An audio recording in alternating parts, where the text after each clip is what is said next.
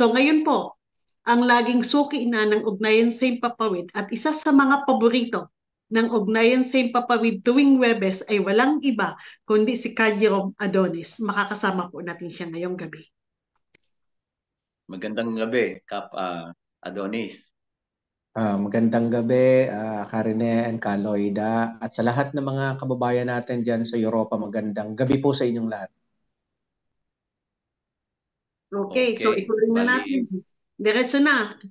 Okay, Kuya Rene, ikaw na muna. Ano ang mga katanungang nasa okay. isip mo para talakayin na Okay. natin ang mainit na mga balita? Medyo papaliwanagan lang natin ng konti dahil ang issue ng bagong administrasyong Trump ay kumbaga sa napakainit ngayon sinasabi nga maraming mga concern na mga immigrants sa Amerika at mga OFW sa iba pang mga bansa ang sabi nga magiging maaapektuhan ng bagong administrasyong pulisiya, lalo na yung sinasabi nating international foreign policy ng Amerika. Kaya siguradong tatamaan nito ang Pilipinas dahil napakasugid naman ng Pilipinas na sumunod sa lahat ng mga dikta ng Amerika, lalo na pagdating sa ating ekonomiya. Siguro, Kap Jerome, bigyan mo muna kami ng ang ating mga tagapakinig ng pinaka-backgrounder kung ano ba itong laman ng Trump administration. Di unang-una, Karine, at sa ating mga kababayan dyan sa Europa, una, hindi bago si Trump. Nasubukan na siya nung nanalo siya, no, sa election sa Estados Unidos. At nakita natin yung kanyang economic policy, international policy, military policy ay lalo lang naghatid ng kapahamakan, hindi lamang sa mamamayan ng Amerika, kung hindi sa mamamayan ng daigdig na nakararanas ngayon ng pinakamalupit na kagutuman, kahirapan at injustice. So ngayon si Trump ay muling nagbabalik. Parang parang Marcos Sr. and Marcos Jr. Although iisang mukha si Trump, hindi ito katulad ng magkaiba, no? Kitang-kita natin sa kanyang anunsyo, sa paunang anunsyo sa publiko na talagang isang barbarikong aksyon, anti-democratic yung kanyang pamamaraan, at feel na feel po natin na mukhang lumalabas talaga yung karakter ni Trump na militarista, no, discriminatory, no, sa taong bayan. Kaya basically ito ay makakaapekto sa pangkalahatang polisiya sa buong mundo, no, na masasalamin sa mga economic policies, lalong-lalo na ang Pilipinas. Dahil very close ang tie ng US sa Pilipinas pagdating sa ekonomiya. So, alam natin na nagsalita na yung kanyang incoming state secretary, no, na mukhang nagbabanta sa West Philippines Sea, sa China, no, over sa Philippines kuno na tutulungan tayo, at obviously naman sa isang militaristikong paraan. Pangalawa, pagdating naman po sa economic policy in relation sa Pilipinas, wala namang bago, no? Ang gagawin lang ng US ay lalo lang tayong pagkakakitaan, no, at tatambakan tayo ng mga yaring produkto, no, para makaalpas siya sa kanyang krisis. At the same time, nandyan pa nga yung posibleng pangsusulsol, no, para magkaroon ng giyera sa pagitan ng China at ng Pilipinas. At kapag ka nagkaroon ng giyera ay magbebenta sila ng armas, no? Nakakalungkot din kasi yung kanyang patakaran na maaapektuhan yung mga kuno ay illegal migrants sa US, na supposedly ito ay napakalaki ng tulong sa kanyang ekonomiya, at ngayon ay siya ay nagkukubli, no, sa isang mapagkunwari na akala mo ay walang naitulong sa kanya itong malaking bilang ng mga OFW diyan na mahigit 300,000 ay nakaambang palayasin at pabalikin sa Pilipinas na wala naman ding naghihintay na trabaho sa ating bansa. And therefore, sa pangkalahatan po, itong policy ni Trump, economically, politically, at saka mga international relations, ay ito ay magdudulot ng higit pang krisis, no? Higit pang pagdurusa sa mga bansang nakadikit sa Estados Unidos, lalong-lalo na ang Pilipinas. Okay, thank Okay, you. Floyda, may tanong ka? Okay, bali, aware tayo na ang Pilipinas umaasa sa mga remittances ng mga OFW. Ang US ang may pinakamalaking remittances na natatanggap ang Pilipinas. Sa palagay mo kaya, Ka Jerome, ano ang alam natin na may impact siya, may negative impact siya, pero gaano kalaki ang negative impact nito sa ekonomiya ng Pilipinas kung ang 300 or more than 300 na OFW or na migrant worker matuloy ang pagpa-deport sa kanila? Anong magiging impact nito sa ekonomiya ng Pilipinas? Naku, napakalaki ng Gaano kalaki ang magiging impact nito sa bansa natin? napakalaki ng impact niyan, Kaloida, kasi unang-una ang Pilipinas ay naghihingalo yung ekonomiya natin sa kabuuan. In fact, isa sa mga nagsusustain na lamang ay ang OFW remittance, including from America at other countries.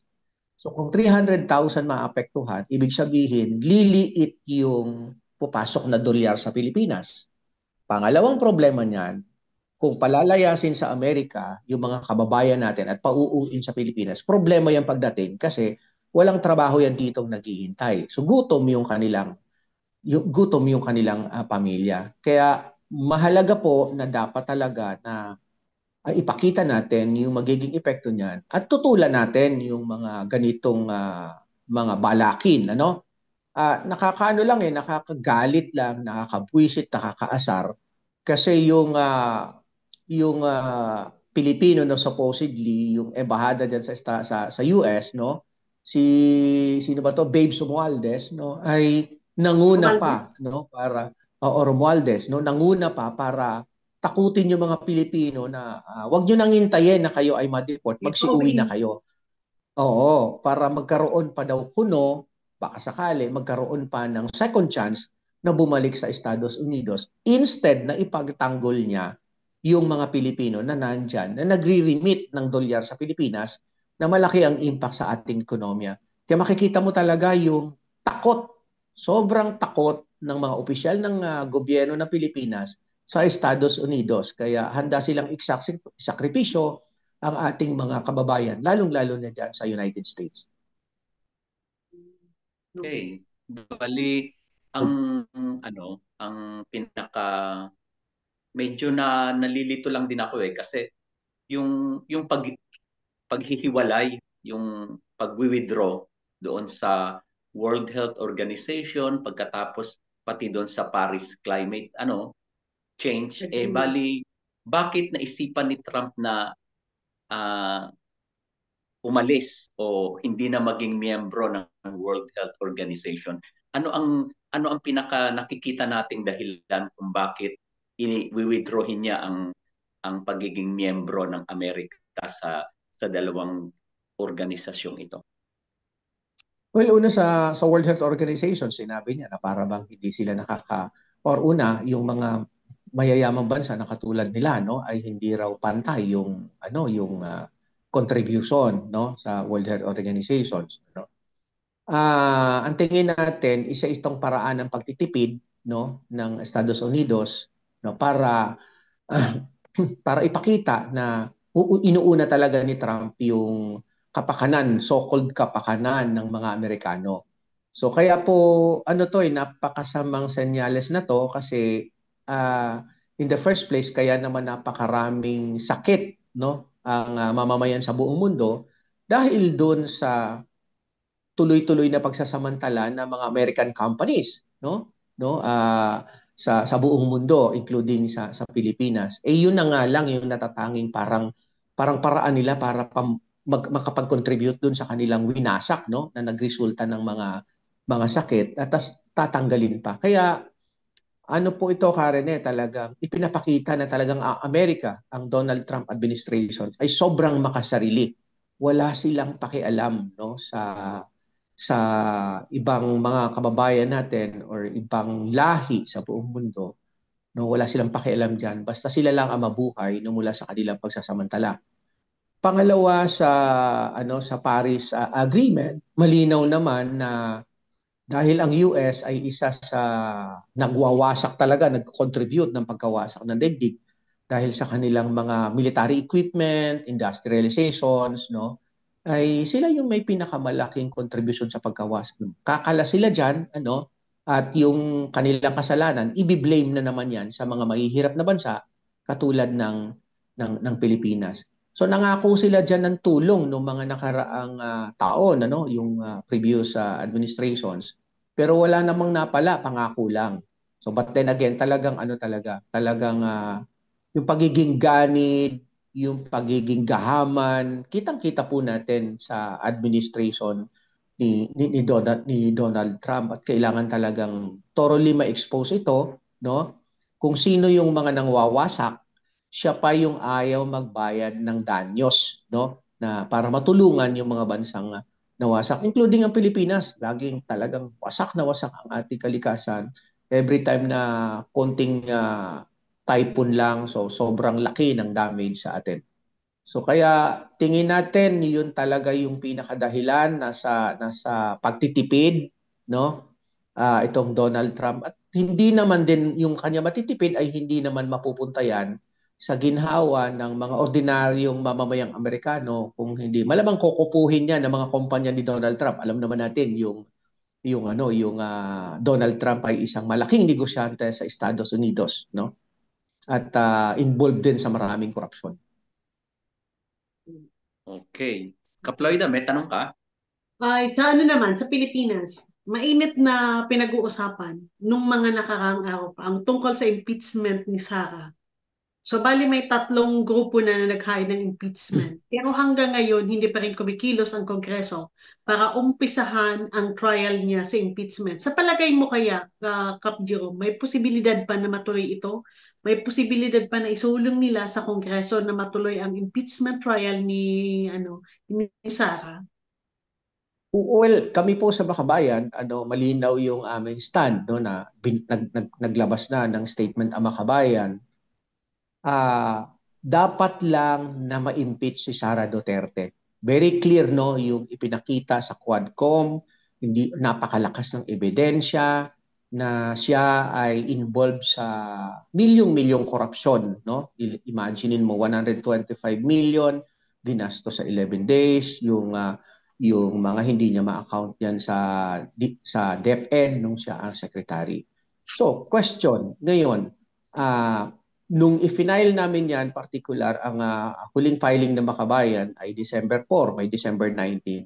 Meron pong enough time para mag-go into the process ang impeachment trial.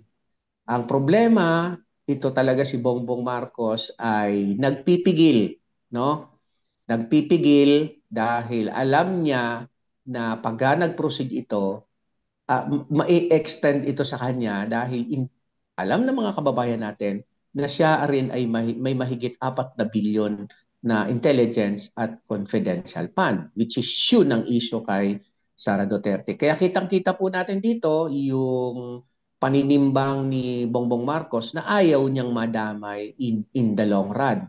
Pero kami po, ang tingin natin, ang hinahanap kasi natin yung accountability, no? Ang sinasabi lang, kapos na daw yung panahon dahil mga magkakampanya na. Ang challenge nga namin hindi totoong kapos ang panahon. May panahon para mag-hearing kasi i-set aside muna ng mga nakaupong senador, no, congressman, yung kanilang self-interest sa pangangampanya. Harapin muna nila yung kanilang constitutional mandate na dinggin, no, yung impeachment trial dahil may isang opisyal na gobyerno, particularly the Vice President Sara Duterte, ay nagnanakaw sa pondo ng bayan. Kaya hanggat hindi po gumugulong ang impeachment trial, ang ibig lang sabihin yan, napakasama ng nagsignal kasi pag hindi sinalang sa impeachment si Sara Duterte, ang signal na sinesend natin sa publiko ay okay lang yung nakawan. Kasi pwede naman natin gamitin yung, hindi na natin pwedeng i-trial yan kasi short na yung panahon. So lalo pong nawawalan tayo ng paghahanap ng accountability.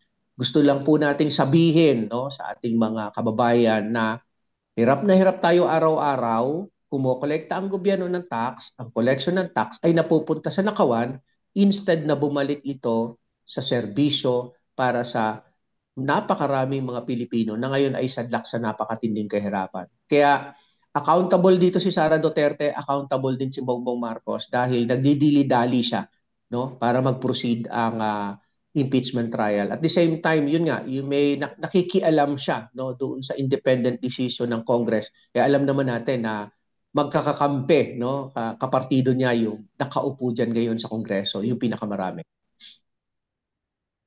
Okay.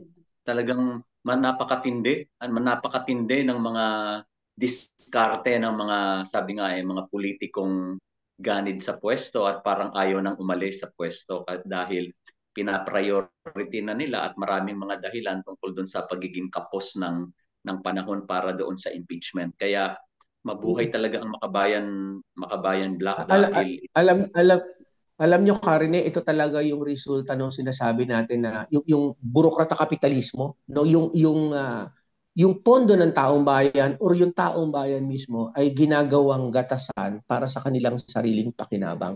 Imagine niyo, Karine, no, ang administrasyon ni Bongbong Marcos, 'di ba, pagka Christmas and New Year dapat nagbibigayan. Okay, nagbibigayan, yan yung po tradisyon sa atin, ano, ng mga Kristiyano. Isipin nyo, nagbigay ng gift si Bongbong Marcos pagpasok ng Enero sa taong bayan. Ano yung binigay niya? Tumaas ang presyo ng kuryente. Tataas ang presyo ng tubig mula 4 pesos hanggang 5 piso per cubic meter. Tataas ang SSS remittance dahil siniro budget ang PhilHealth sa ngayong tataas ang premium tataas din sa PhilHealth. Tapos tataas po ang pamasahe sa LRT at meron pang lingguhang pagtaas ng presyo ng produktong petrolyo at the last Tuesday tumaas po ng 2.50 and 50 centavos. Napakabigat talaga nito dahil alam natin lahat kapag tumaas ang presyo ng produktong petrolyo ng Tuesday, immediately sa Wednesday pag nagpunta ka sa palengke, may translation agad ng pagtaas sa presyo ng itlog, asukal, kape, mantika, no, bigas. Yung bigas po sa Pilipinas walang 20, 60 pesos pataas na una pa sa akin nag-senior citizen, no? Walang sobrang bigat nung dinaranas ng ating mga kababayan sa kasalukuyan. Kumbaga parang hyperinflation na ito ngayon, Jerome. Ay, opo, talagang Tapos ang direksyon ng gobyerno, hindi para sa pag-resolve. Mas lalo pang papalala. Kasi imaginein mo, Karine, 'di ba may utang. Ang national budget natin for 2025 ay 6.3 trillion at kalakan niyan ay utang. Wala kang bagong taxation. Although merong tinataksan sila yung mga online, etc. and so on and so forth, pero hindi makakasapat para kumolekta pambayad. Kaya ang tingin natin, i-maintain nila yung mataas na presyo ng mga bilihin, no, para makakolekta ng tax, pambayad dun sa utang. Hirap na nga yung Kaya po, kamakailan lamang lumabas yung survey, makikita natin 63% yung nagsabi na lalo silang naghirap sa kasalukuyan. At back to balik dun sa unang sa issue ng impeachment, no? Lumabas din yung survey na 41% ng mga Pilipino ay gustong ma-impeach si Sara Duterte dahil dun sa nakawan. Ibig sabihin, aware na po yung mga kababayan natin na kailangan talagang merong managot, no? At mag-going into sa impeachment. Kaya medyo dahil po sa ating tuloy-tuloy na pagpapaliwanag sa tao, kasi mga hardworking people naman po ang mga Pilipino, no, hanggang diyan sa ibayong dagat, napaka-hardworking people ninyo, no? Pero bakit yung mga paghihirap natin, araw-araw na pagtatrabaho ay hindi nako-compensate, no? At napupunta lamang yung ating araw-araw na pinaghihirapan sa mga nakaupo, yung tinatawag nating mga burokrata, no? Sila lang yung nakikinabang talaga at in the expense of millions of Filipino people. Sa kabila ng mga contributory factor na to doon sa paghihirap ng masang Pilipino, ano yung nakikita nating pinakaugat kung bakit kahit na tambak ang inflasyon, tambak ang kawalan ng trabaho, tambak ang pagiging inutil pagdating sa kalusugan ng mamamayan, at sabi nga talagang negosyo kahit na eskwelahan, at lahat talagang umiikot sa larangan ng negosyo. Bakit sa kabila ng ganitong mga kalagayan pang-ekonomiya, bakit parang grabing pagtitiis at parang sabi nga hindi kumikibo ang masang Pilipino? Parang tanggap niya, natiisin na lang. Saan humuhugot ang masang Pilipino ng ganitong karakter? Alam mo, Karine, may kultura tayo na ang mga Pilipino matiisin, no? Matiisin Kaya na. nga, Pero dadating ang panahon na mauubos yung kanyang pagtitiis. Dahil usapin niya na unti-unting nawawalan ng ilalagay sa kanyang sikmura. I-atras lang natin yung konting history. Nangyari yan sa panahon ni Marcos Sr. when he declared the martial law, 'di ba? Naghirap, economically naghirap tayo. Alam ni Marcos na lalaban yung taong bayan. Dineclare niya yung martial law. Pinauna yung military. At the end of the day, nagkaisa pa rin yung tao. Hindi na siya nakatiis. No? Ah, kasabay niyan, kasi nandyan naman yung mga progressive, yung mga kabayang organizations natin na tuloy-tuloy na nagpapaliwanag. Kaya tayo naghihirap, hindi dahil tamad tayo. Kaya tayo naghihirap dahil yung ating pinaghihirapan ay kinukuha lang ng iilan, no, na nasa gobyerno. Ang tingin natin talagang aabot sa punto na gano'n. Ang kailangan lang natin tuloy-tuloy na mag-explain sa ating mga kababayan.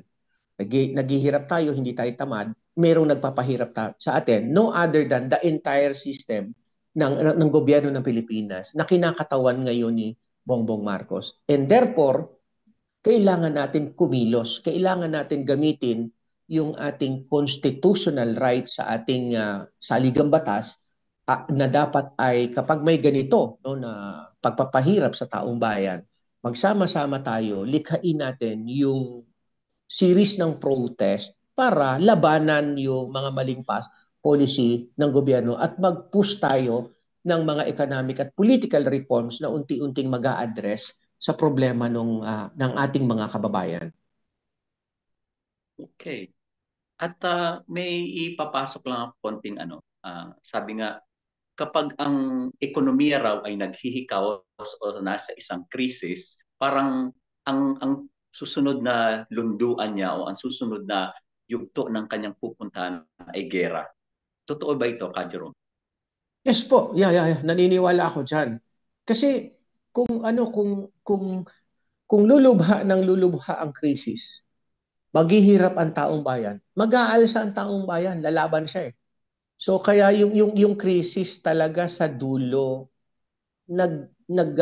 magbubunsod talaga sa ng giyera, no? Kaya makikita nyo, Karine, sa mga third world countries, nasaan yung mga pinakapursigido. Di ba may mga civil war? In fact, sa Pilipinas may civil war, no? May long-standing civil war between the government and the revolutionary movement. So, bakit may ganyan? Dahil yan sa economic crisis, injustice, fascist attack sa taong bayan. So, imaginein mo ba naman, humihingi ka actually, hindi ka nga humihingi, ginagamit lang nila yung term na hingi para baguhin yung naratibo na palaasa tayo. Actually, tungkulin ng gobyerno na bigyan niya ng maalwang buhay ang ating mga kababayan. So, hindi niya na nga ibinigay yun, no? Pinagnanakawan niya pa. Sino ba ang hindi magagalit yan? Sino ba ang hindi magre-rebelde? Sino ba ang hindi lalaban? Tapos ngayon, babaguhin yung naratibo, yung mga lumalaban, ituturing na mga terorista, no? Ituturing na mga kriminal, ituturing na mga barbariko. Well, in fact, ang pinakamalaking terrorist organizations in the Philippine context, no other than the Philippine government. No? Right. Kaya po talaga yan. Kailangan natin makita na yan na sa dulo, ang napakatinding krisis sa pagitan ng ruling class, no, na represent ng mga ruling elite at saka yung malawak na masa na naghihirap, ay digmaan talaga yung duduluhin yan kapag hindi inaddress yung mga just and legitimate demands ng taong bayan. Kaya napakahalaga ng programa natin para ma-expose ang lahat ng mga kabulastugan sa gobyerno dahil kumbaga parang grabe sa pinakagrabe ang pangluloko, para bang napaka-estupido na ng masang Pilipino na hindi maintindihan ang salitang nakawan. Ang pagnanakaw sa kaban ng bayan ay kumbaga sa naging trend o naging Issue. kalakaran. Mm. Kaya naman sinasabi rin natin na dadating din talaga sa punto na enough is enough. Kaploida, Bali, dagdag lang sa mga ninyo, sa mga reaksyon, no? Para bang ang hirap di ko maintindihan kung anong klasing mga kababayan meron tayo. Kasi kung tutuusin sa Quadcom, nanonood naman sila. Kung depensa nila si Duterte at si Sara, na para bang wala silang mga muwang. Di ko maintindihan. Di ko talaga maintindihan bakit may mga kababayan tayong ganun. Na alam nila at si Duterte na mismo sa Quadcom hearing nagsasabi na may mga pinatay siya. Pero bakit grabe pa ang mga Pilipinong supporter?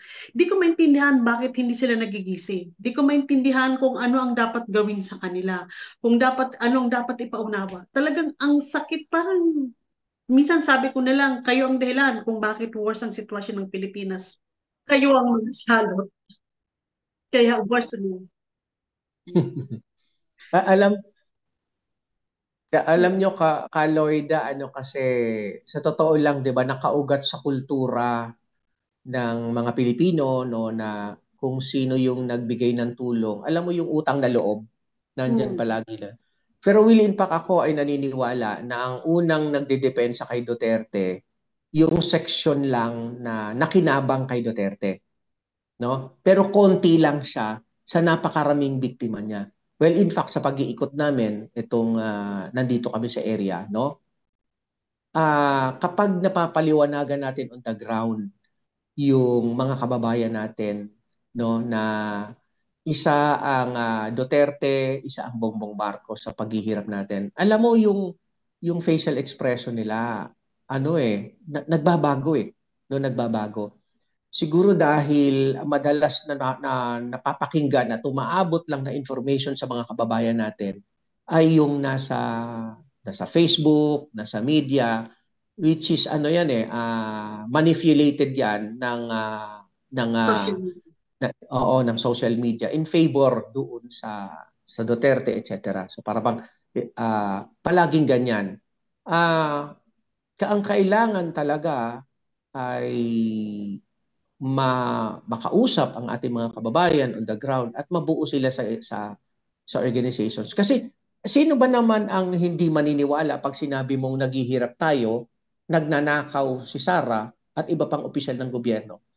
Pag sinabi mo yan on the ground, kitang-kita naman eh. At sa buhay nila, nagre-reflect yan eh. Di ba? So, although hindi natin talaga maaalis na meron talagang mga panatiko, no? Pero hindi siya yung pinakamarami. Babalikan ko ulit yung history. Ganyan din sa panahon ni Marcos Sr. Di ba? May mga, at the end of the day, talagang nagpakamatay hanggang sa fall down ni Marcos. Talagang Marcos sila. Pero, point is, ang policy ay nakaka-apekto sa lahat at mas marami talaga yung lumaban kay Marcos during the time. I think this time, kailangan pa natin talagang pag-ibayuhin yung pangungumbinse, pagpapaliwanag, no, na hindi mali na labanan yung mga maling polisiya ng gobyerno dahil lahat tayo ay naghihirap sa bagay na yan. batay Tapos sa si ano, inyong batay sa inyong obserbasyon, Ka Jerome, handa na ba ang Pilipino o ang sambayan ng Pilipino sa isang panibagong uri ng politika pagdating sa sinasabi nating kumpara sa mga tradisyonal? Handa na ba ang masang Pilipino para yakapin ang isang bagong uri ng politika? Well, kung referring sa Makabayan, kasi kami po ay nag-offer ng bagong politika, no, dala-dala ang issue, on the question na handa na ba, inihahanda po natin sila. No? Kasi hindi madali na baguhin ang mindset ng ating mga kababayan, lalo na sa traditional politics. No? Alam nyo, for the longest time, dekada na, no, ang ating mga kababayan, ang ating mga mahihirap na kababayan ay nasanay sila na, for example, kung sino yung sikat, kung sino yung artista, no? Kung sino yung anak ng political dynasty, kung sino yung nag-aral sa US, kung sino yung nag-aral dyan sa Europe, sa London of Economics, kung sino yung magaling mag-Ingles sa harap nila, yun yung kanilang pinaniniwalaan, yung kanilang kinabibiliban, no? Pero kailangan lang natin ipaliwanag sa kanila na yes, for the longest time, pinagharian nila yan. Pero walang nagbago sa kalagayan ng ating bansa at lalong pahirap na pahirap yung pinakamaraming ordinaryong mamamayang Pilipino. And now, nandito ang Makabayan Coalition, no? Nag-o-offer ng bagong politika. Dala mismo ang issue ng magsasaka, manggagawa, kababaihan, OFW, transport sector, at lahat ng mahihirap na kababayan natin. Ito yung bagong politika. So, kaya po, sumasaya, naggugo kami sa ground para ipaliwanag ito sa kanila. Although, ang tingin ko, hindi madaling baguhin yung ating mga kababayan. Pero sa experience namin on the ground, naniniwala sila doon sa dala-dala nating issue. Although sinasabi nila, there are times na sinabi, baka naman pag nakaupo na kayo,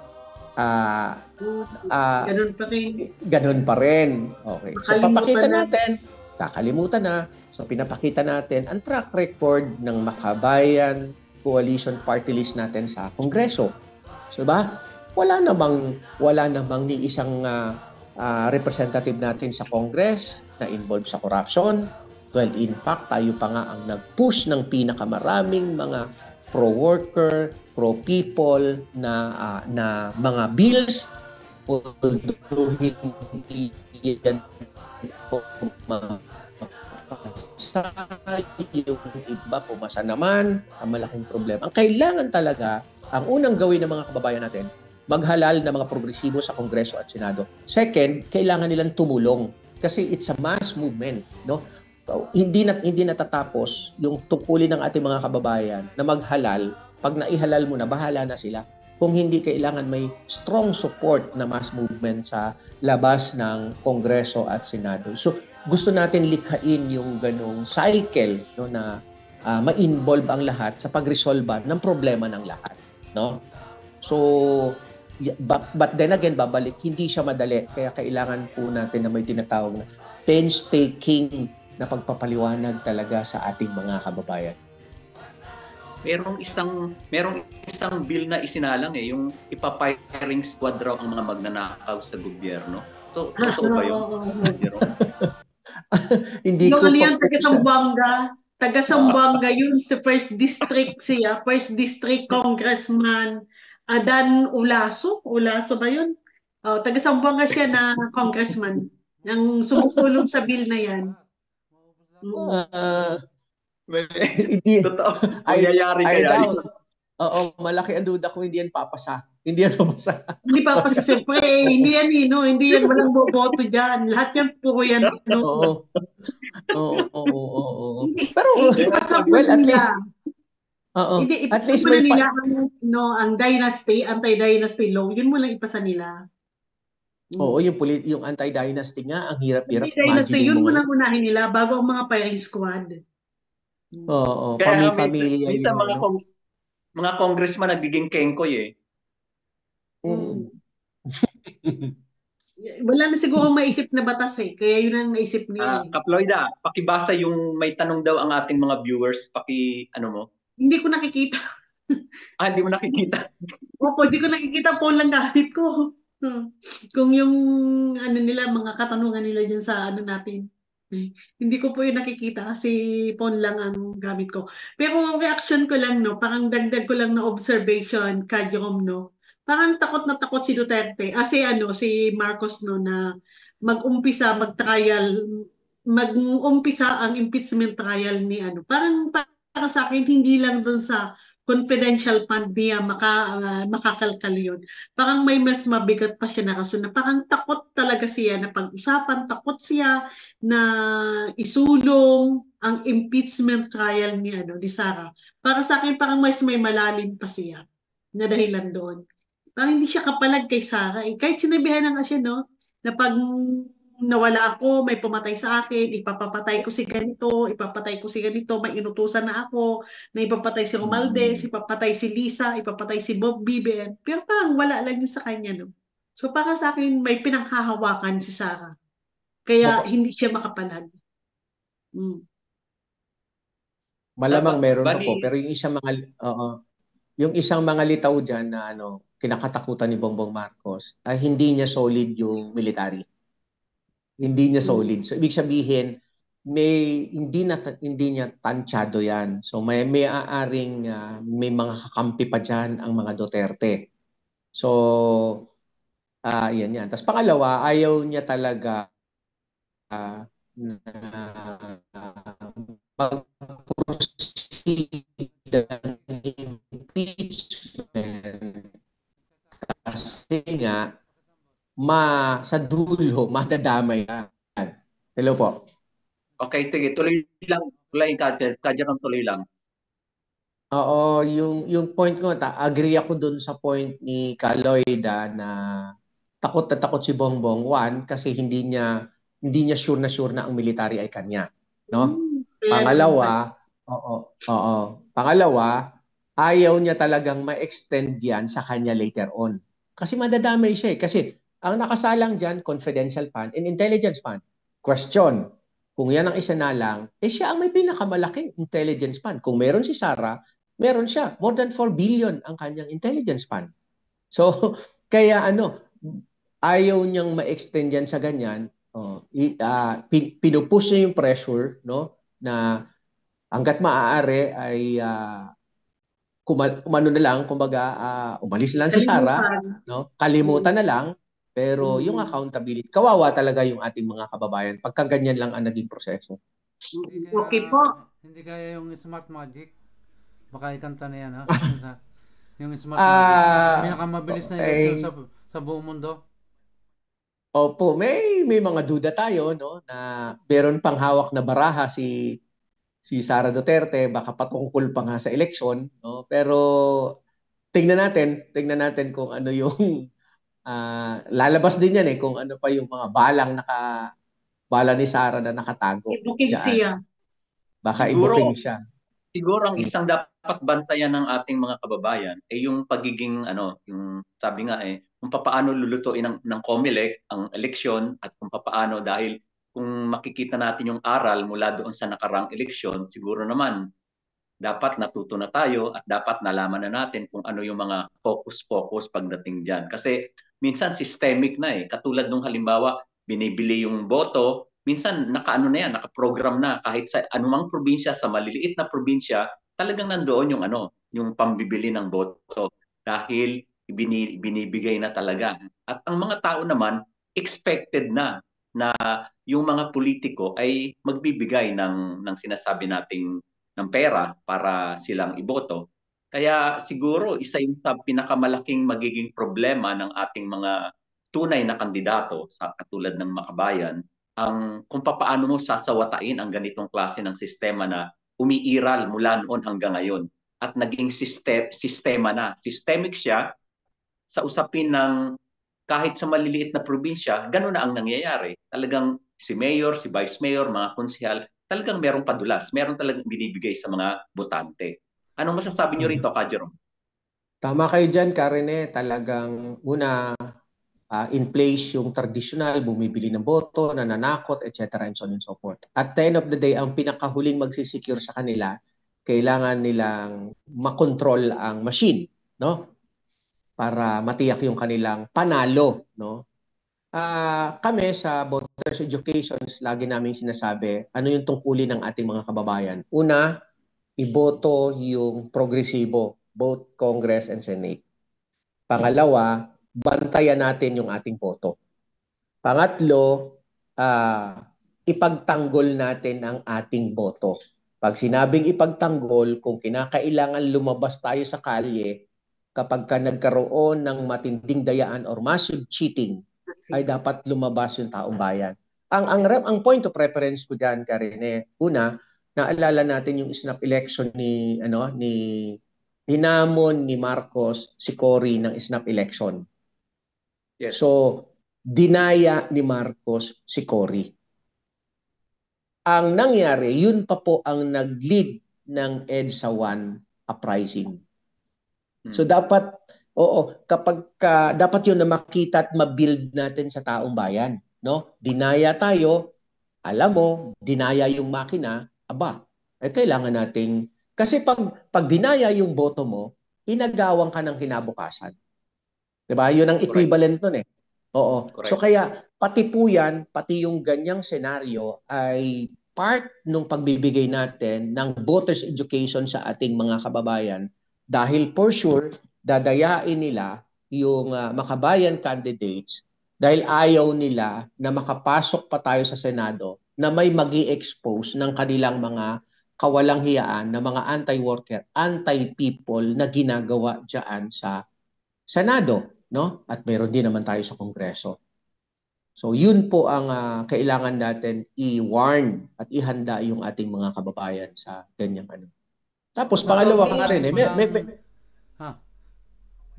sige, meron din naman tayong proposal patungkol diyan sa eleksyon, no? Sa automated election. Okay.